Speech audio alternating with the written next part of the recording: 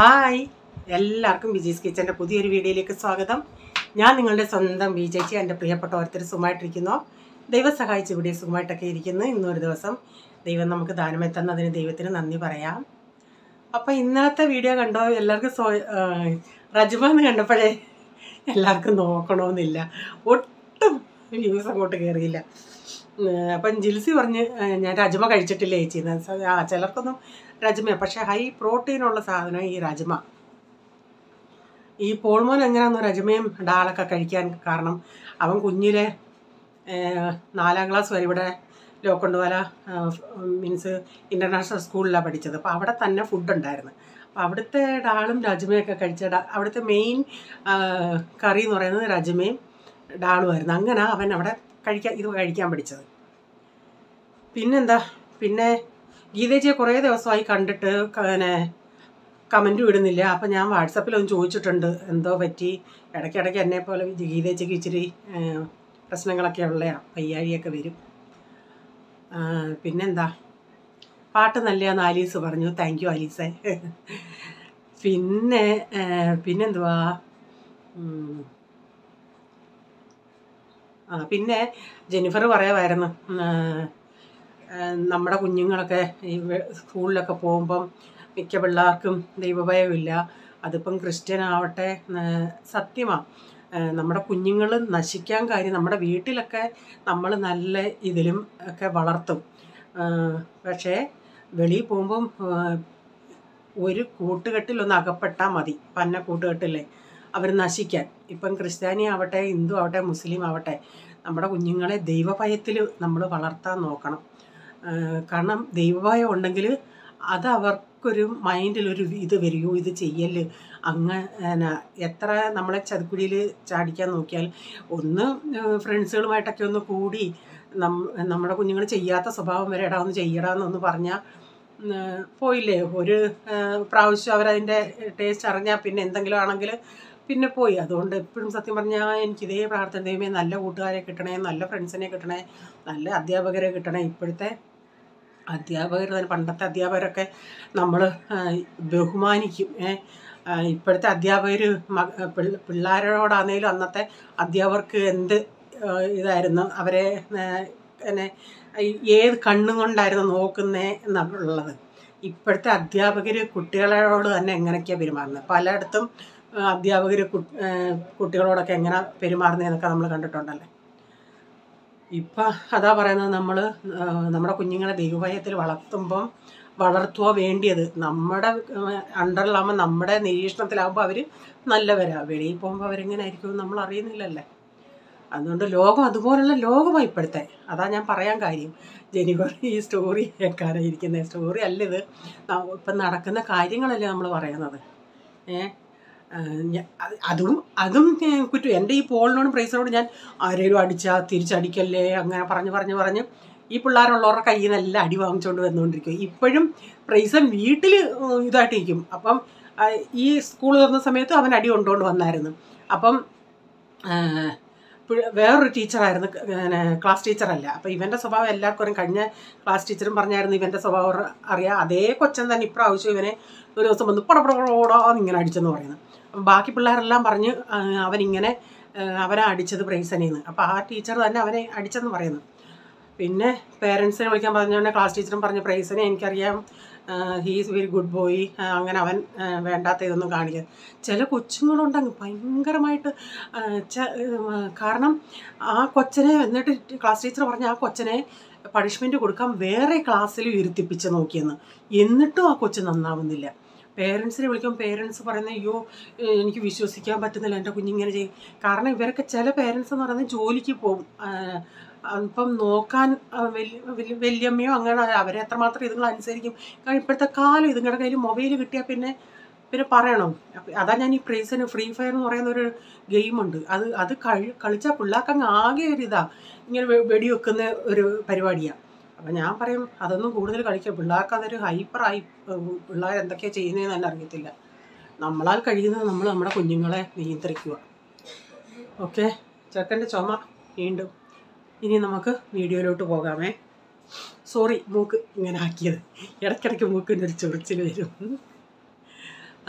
ഇന്നത്തെ വീഡിയോയും കാണുക. ഇന്നത്തെ വീഡിയോയിലൊരു റെസിപ്പി ഉണ്ട് കേട്ടോ. അത് ഇന്നാളെ ഞാനൊന്ന് ഇട്ട റെസിപ്പിയാണ്. പെട്ടെന്ന് കാരണം ഞാൻ വീഡിയോയിൽ പറയാം.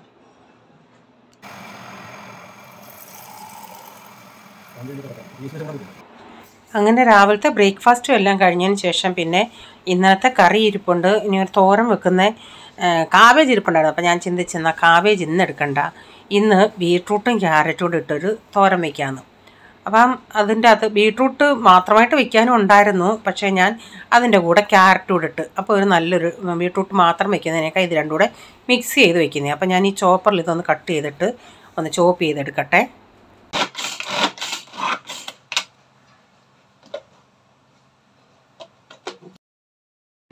അപ്പോൾ അത് ചോപ്പ് ചെയ്ത് വെച്ചിട്ട് തുണികളായിരുന്നു. ഇവിടുത്തെ തുണികൾ ഞാൻ വിരിക്കുക. അപ്പോൾ ഇവിടെ ഒരാൾ നിന്ന് ഞാൻ പറഞ്ഞു കുഞ്ഞു കുഞ്ഞു പാത്രങ്ങൾ കഴുകി വെക്കാം. ഞാൻ പറഞ്ഞില്ലേ അവിടെ നിന്ന് മൊബൈൽ കണ്ടുകൊണ്ടിരിക്കുമായിരുന്നു, അതുകൊണ്ട് ഞാൻ ഇച്ചിരി ജോലി കൊടുത്തതാണ്. ചെറുത് മൊത്തം ഒത്തിരി ഉണ്ടെങ്കിലും ചെറിയത് കഴുകി വെച്ചിട്ട് അത്ര ആവട്ടെന്ന് ഞാൻ പറഞ്ഞില്ലേ എനിക്ക് ഇത് ചെയ്യാം, പക്ഷേ ഞാനത് അവരെ കൊണ്ട് ചെയ്യിപ്പിക്കുന്നത്. അപ്പോൾ ഈ പിയാനോ ഓണല്ല, അതിൻ്റെ അഡോപ്റ്ററൊക്കെ ഈ ഒന്ന് വാങ്ങിക്കണം, അതൊന്ന് ശരിയാക്കണം. ഇവിടെ ഒരാൾ വെറുതെ ഇരുന്ന് ആക്ഷൻ കാണിക്കുക. അപ്പം ഞാൻ വീഡിയോ ഒന്ന് എടുത്തതാണ്.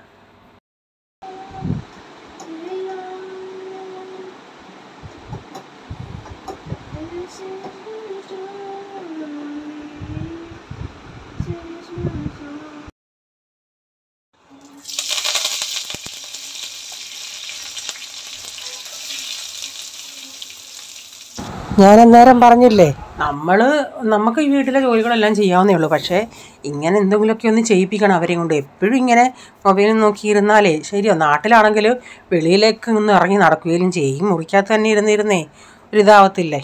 അതുകൊണ്ട് ഞാൻ ഈ ചെയ്യിപ്പിക്കുന്നതാണ്.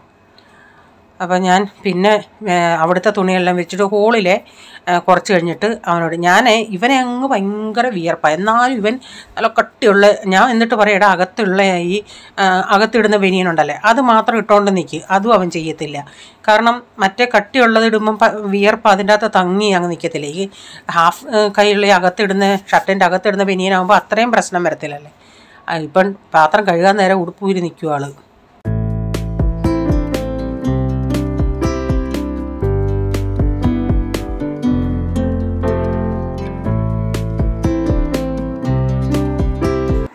പിന്നെ ജിൽസി കൊച്ചേ ഇന്നലെ ചോദിച്ചില്ലേ ബോറടിക്കുമ്പം പറഞ്ഞാൽ മതിയെന്ന് വീഡിയോയിൽ ഇട്ടുതരുന്നേ.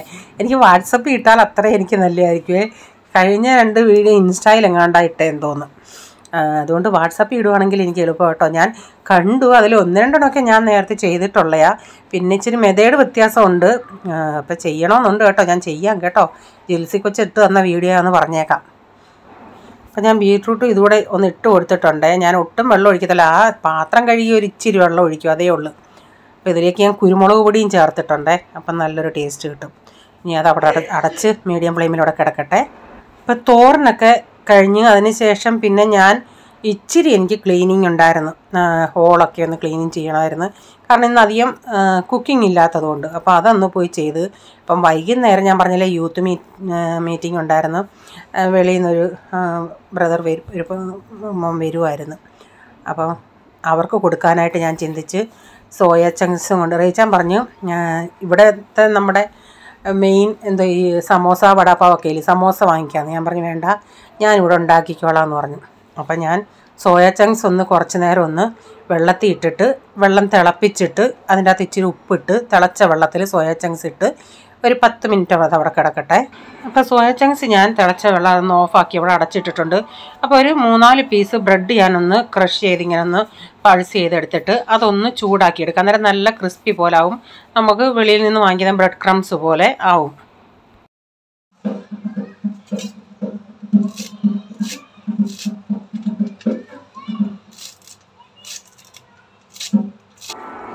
ഞാൻ ജനൽ അടച്ചേക്കും, എന്നാലും ഈ ഗണപതിയെ കൊണ്ടുവരുന്നതിന് ഈ ഇൻസ്ട്രുമെൻസും ഈ കൊട്ടൊക്കെ ഉണ്ടല്ലേ അതിൻ്റെ സൗണ്ടായി കേൾക്കുന്നത്. ഞാൻ ജനൽ അടച്ചാലും അത് അവിടെ നിന്നുള്ള സൗണ്ട് കേൾക്കുന്നുണ്ട്. അപ്പം ഞാൻ ഇതിലേക്ക് കുറച്ച് ഒരു കൈപ്പിടിയോളം മല്ലിയിലയും, നിങ്ങൾ എടുക്കുന്ന ക്വാണ്ടിറ്റി അനുസരിച്ച് ഇതിലൊക്കെ അളവിൽ വ്യത്യാസം വരുത്താമേ. ഞാനിതിപ്പോൾ ഇച്ചിരി ഒരു 100 ഗ്രാമോളം സോയാ ചങ്ക്സ് എടുത്തിട്ടുണ്ടായിരുന്നു. അപ്പം ഞാൻ എല്ലാ വീഡിയോയും എനിക്കിതിൽ ഉൾപ്പെടുത്താൻ പറ്റിയില്ല. കാരണം എൻ്റെ മൊബൈലിൻ്റെ അകത്ത് ഇത് സ്റ്റോറേജ് മൊത്തം MB തീർന്നായിരുന്നു. പിന്നെ ഞാൻ ഡാഡിയുടെ മൊബൈൽ എടുത്താൽ ബാക്കിയൊക്കെ ചെയ്തത്. അതുകൊണ്ട് ഞാൻ എല്ലാം ഒന്നും കാണിക്കാൻ പറ്റിയില്ല. പിന്നെ എനിക്ക് ധൃതിയായിരുന്നു. അവർ വന്ന് അവരവരുടെ മീറ്റിംഗ് നടക്കുന്നത്, ഞാൻ അന്നേരം കിച്ചണിൽ ഇങ്ങനെ ഇത് ചെയ്തുകൊണ്ടിരിക്കുക. അപ്പം ഞാനിതിലേക്ക് സവാള ഒരു 2 വലിയ സവാള അരിഞ്ഞ് അവിടെ വെച്ചിട്ടുണ്ട്. ഇതിലേക്ക് 2 മുട്ട ഞാൻ പൊട്ടിച്ചൊഴിച്ചിട്ടുണ്ട്. അതൊന്ന് കലക്കി അങ്ങോട്ട് മാറ്റി വെക്കുന്നുണ്ട്. എന്നിട്ട് സോയാ ചങ്ക്സ് ഞാനൊന്ന് അത് ചൂടുവെള്ളത്തിൽ ഇട്ടേക്കുമല്ലായിരുന്നോ, പിന്നെ ഞാനത് ഇച്ചിരി വെള്ളം ഒഴിച്ചൊന്ന് കഴുകിയിട്ട് ഇങ്ങനെ പിഴിഞ്ഞെടുത്ത്. കാരണം അതിൻ്റെ അകത്ത് ഒരു ഇച്ചിരി പത പോലെ കാണുമല്ലേ, 1-2 പ്രാവശ്യം ഞാൻ കഴുകിയിട്ട് നന്നായിട്ട് പിഴിഞ്ഞെടുത്ത്. എന്നിട്ടത് മിക്സിയിലിട്ടൊന്ന് ക്രഷ് ചെയ്തെടുത്ത്.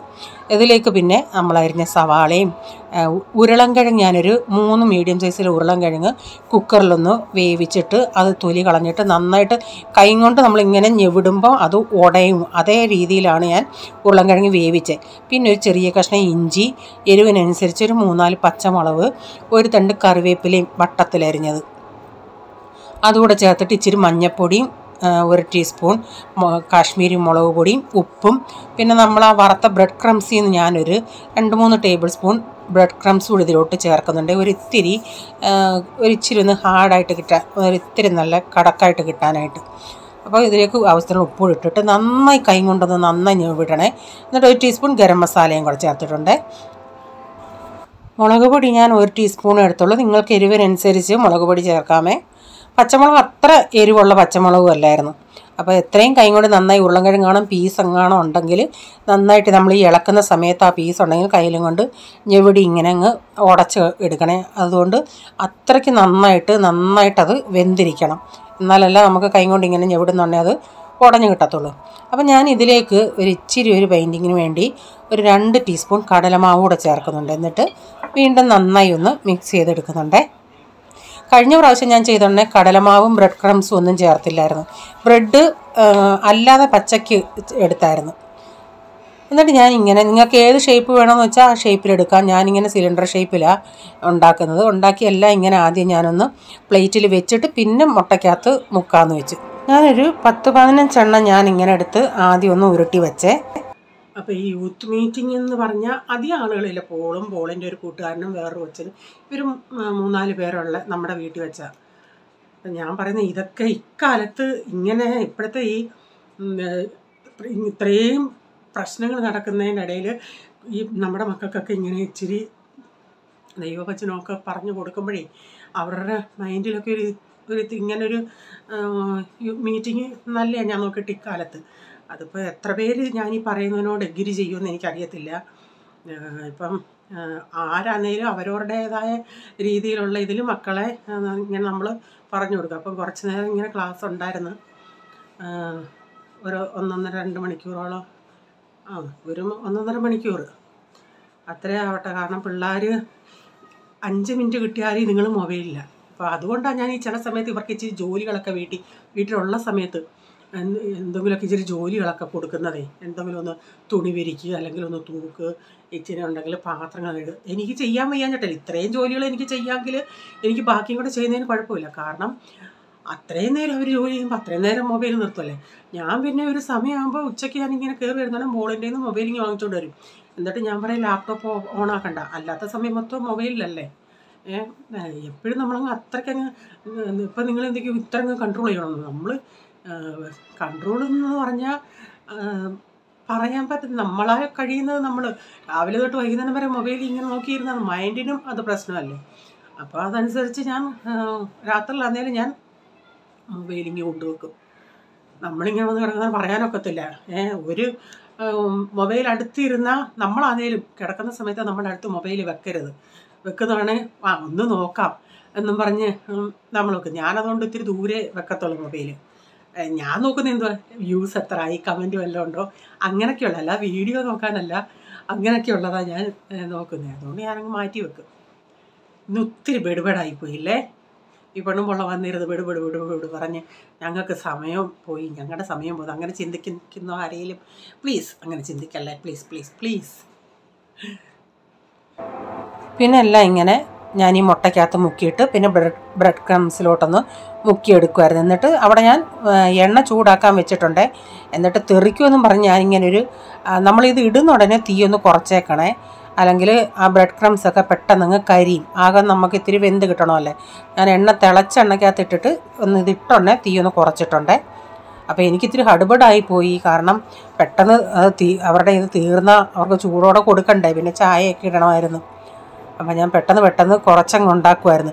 ചിലത് ഒന്നെണ്ണമൊക്കെ ഇതിൽ നിന്ന് ഞാൻ ചുവനെ അമക്കി ഇങ്ങനെ പ്രസ് ചെയ്യാഞ്ഞുകൊണ്ട് ഇച്ചിരി ഒന്ന് പൊട്ടിയിട്ടുണ്ട് ചിലത്. അപ്പോൾ അത് ഞാൻ ഇച്ചിരി കളറായോണ്ടേ ആദ്യം ഞാനൊന്നും അനക്കാനൊന്നും പോയില്ല. ഒരു ഇച്ചിരി കഴിഞ്ഞിട്ടാണ് ഞാൻ അതൊന്ന് തിരിച്ചിട്ട് നോക്കിയത്. അപ്പോൾ ലാസ്റ്റ് ഫുള്ള് പാത്രത്തിൽ ഇട്ടിട്ട് എനിക്കത് എടുക്കാൻ പറ്റിയില്ല വീഡിയോ. അപ്പോഴത്തേക്കിന് അവർ പോകാറായി. പിന്നെ ഞാൻ പെട്ടെന്ന് ചായയൊക്കെ ഇടുമായിരുന്നു. അപ്പോൾ അവർക്കും ഇഷ്ടമായി, കൊടുത്തിട്ട് നല്ലതായിരുന്നെന്ന് പറഞ്ഞു. അത് കേൾക്കുമ്പോൾ നമുക്കൊരു സന്തോഷമല്ലേ. അപ്പോൾ ഇന്നത്തെ വീഡിയോയിലെ വിശേഷങ്ങൾ ഇതൊക്കെയായിരുന്നു. വീഡിയോ ഇഷ്ടമായെങ്കിൽ ലൈക്ക് ചെയ്യണേ, നിങ്ങളുടെ അഭിപ്രായം കമൻറ്റിൽ കൂടെ അറിയിക്കണേ. സബ്സ്ക്രൈബ് ചെയ്യാതെ ആരും കാണുന്നുണ്ടെങ്കിൽ വീഡിയോ ഇഷ്ടമായി വീണ്ടും ഈ ചാനൽ കാണണമെന്ന് ആഗ്രഹം ഉണ്ടെങ്കിൽ ഒന്ന് സബ്സ്ക്രൈബ് ചെയ്തിട്ട് ബെല്ലൈക്കൺ ബട്ടണോട് പ്രസ് ചെയ്യുകയാണെങ്കിൽ ഓൾ എന്നൊരു ഓപ്ഷൻ വരും. അതുകൂടെ പ്രസ് ചെയ്യുകയാണെങ്കിൽ ഞാൻ വീഡിയോയുടെ നോട്ടിഫിക്കേഷൻ നിങ്ങൾക്ക് എന്നും വരുന്നതായിരിക്കും. ഇനി ഒരു പുതിയ വീഡിയോയുമായി വരും വരെ bye, god bless you all. Thank you, take care, bye, see U.